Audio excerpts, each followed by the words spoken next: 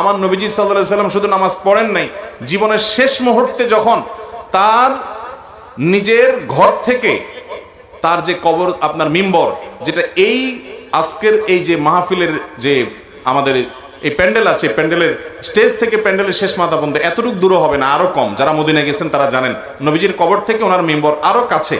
এতটুকু জায়গায় পায়ে হেঁটে এসে নামাজ পড়ার মতো ক্ষমতা ওনার শরীরে ছিল না। জীবনের শেষ মুহূর্তে অসুস্থ অবস্থায় তখন আলী এবং আব্বাস রাদিয়াল্লাহু তাআলা আনহুমা দুজনের কাঁধে দুই হাত দিয়ে পুরো শরীরের ভার তাদের উপরে ছেড়ে দিয়ে পাও দুইটাকে মাটির সাথে টানতে টানতে ওই বাসা থেকে মিম্বরের কাছে এসেছেন। তারপরে একা একা ওখানে নামাজ পড়েন নাই।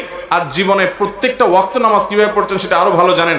আল্লাহ কোরআনে কারীমে বলেছেন, ফাইন খিফতুম ফারজান আও রুকবানা, যদি তোমরা নামাজ পড়তে আশঙ্কা করো, রণাঙ্গনে থেকে নামাজ পড়তে গেলে শত্রু তোমাকে শেষ করে দিবে, পায়ে হেঁটে হাঁটতে হাঁটতে হাঁটা অবস্থায় ভ্রমণকারী অবস্থায় নামাজ পড়বে, তারপরও নামাজ মাফ নাই। এরকম একটা গুরুত্বপূর্ণ বিষয় কোরআন এভাবে স্পষ্ট করে বলেছে।